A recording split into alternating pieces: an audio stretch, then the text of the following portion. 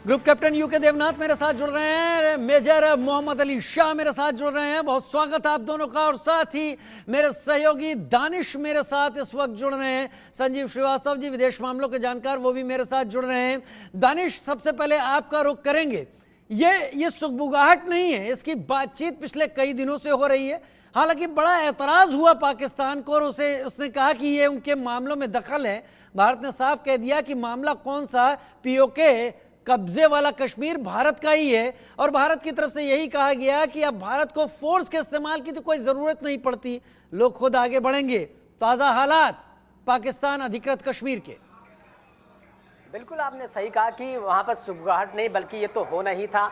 जिस तरीके से वहां पर 7 दशक से लगातार पीओके के लोगों के साथ जुल्म सितम किए जा रहे थे, अब शहबाज शरीफ की ये मजबूरी थी कि जिस तरीके से IMF के कई शर्तों के बाद उनको कर्ज मिला, कर्ज मिलने के बाद उन्होंने बिजली की बढ़ोतरी की, महंगाई चरम पर पहुंची। अब महंगाई की वजह से लगातार लोग सरकार से गुहार लगा रहे थे, उससे गुजारिश कर रहे थे कि महंगाई को कम किया जाए, लेकिन सरकार मान नहीं रही थी। और सबसे ज्यादा जो महंगाई थी वो पीओके में थी, इस वजह से लोग सड़कों पर आ रहे हैं। अब लगातार मीरपुर, ददियाल, मुजफ्फराबाद में उग्र प्रदर्शन कर रहे हैं, सेना के खिलाफ जमकर नारेबाजी कर रहे हैं, भारत का झंडा लेकर नारेबाजी कर रहे हैं। वो कहते हैं कि जम्मू कश्मीर में किस तरह से भारत की सरकार ने जबरदस्त विकास किया है, यहाँ पर हमारी आवाम को आपने खस्ता हाल बना दिया है, तंग हाल बना दिया है। जिस तरीके से आप लगातार वहां की संपदाओं का चीन और बाहरी देशों के लोग वहां पर दोहन करते हैं और हमारी संपदाओं को आप ले जा रहे हैं, लेकिन उसके बाद हमको एवज में आप कुछ नहीं दे रहे हैं। इसकी वजह से लगातार वहां पर उग्र प्रदर्शन हो रहा है। ठीक है, बड़ी खबर का रुख कर लेते हैं। पीओके में सेना के खिलाफ जबरदस्त विरोध देखने को अब मिल रहा है। हिंसक झड़प में पीओके में हालात बेकाबू हो चुके हैं। राज्य सरकार, पीओके की जो सरकार है, वो उसने सेना की कई टुकड़ियों को बुला लिया है। JAC के नेताओं ने बड़ी चेतावनी दी, प्रोटेस्ट रोकने का पुरजोर विरोध करेंगे। 11 मई को मुजफ्फराबाद में विरोध प्रदर्शन की बात वो कह रहे हैं। मुजफ्फराबाद जो भारत का एक ऐसा शहर है जहां पर अभी फिलहाल पाकिस्तान का कब्जा है, भारत का भी कहना है देर सवेर भारत का हिस्सा होगा। मेजर मोहम्मद अली शाह,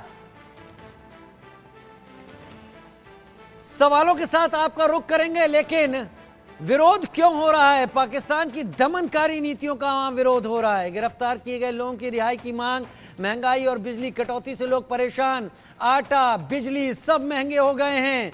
आजादी की मांग को लेकर सड़कों पर लोग इस वक्त उतरे हुए हैं। उन्हें साफ समझ में आ रहा है कि उन्हीं के रिश्तेदार, उन्हीं के भाई एक नदी पार करके बेहतर जिंदगी जी रहे हैं, बेहतर हालातों में हैं।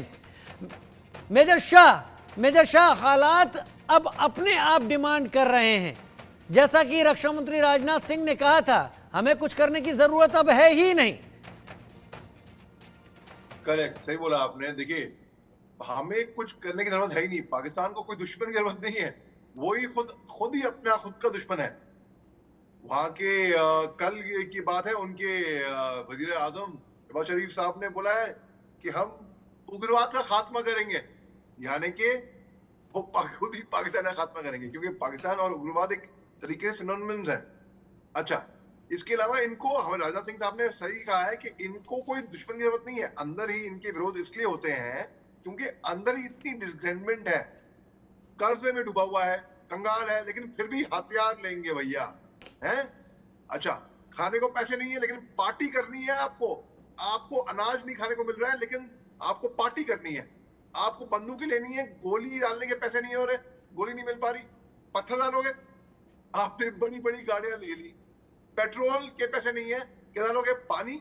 तो पाकिस्तान में बेसिकली जो अफरा तफरी मच रखी हुई है, वो चाह रहे हैं उनका टुकड़ा आजाद हो पाकिस्तान से। वहां के बलूची वहां पे नाखुश है। वहां पे पीओके जो है, जहां पे इन्होंने रखा है, वो बिल्कुल गिलगिट बाल्टिस्तान जितने भी इलाके ले लिए नाखुश है। पाकिस्तान की सरकार, वहां की सरकार एक डमी सरकार है, वो बस मिलिट्री की कठपुतली बनी हुई है। वहां पे नाचते ठन जो मिलिट्री, जैसे मिलिट्री। जी, आप सही कह रहे हैं। गिलगित बाल्टिस्तान, स्कर्दू, मुजफ्फराबाद, ये सारा जो इलाका है जो कि पाकिस्तान अधिकृत कश्मीर का है, ये बहुत बेहतर, बहुत खूबसूरत इलाका भी है। और यहाँ पर पाकिस्तानी आर्मी या तो मौजूद है या फिर कुछ एक आध टूरिस्ट यहाँ पर भेजकर वो कुछ करने की कोशिश करता है, लेकिन लोगों की हालत सुधारने की नहीं। यूके देवनाथ सर, अब विरोध हो रहा है, लोग जो विरोध करते हैं वो गायब हो जाते हैं, उनका पता नहीं चलता। पब्लिक अब सड़कों पर है, अब इसको कैसे रोका जाएगा?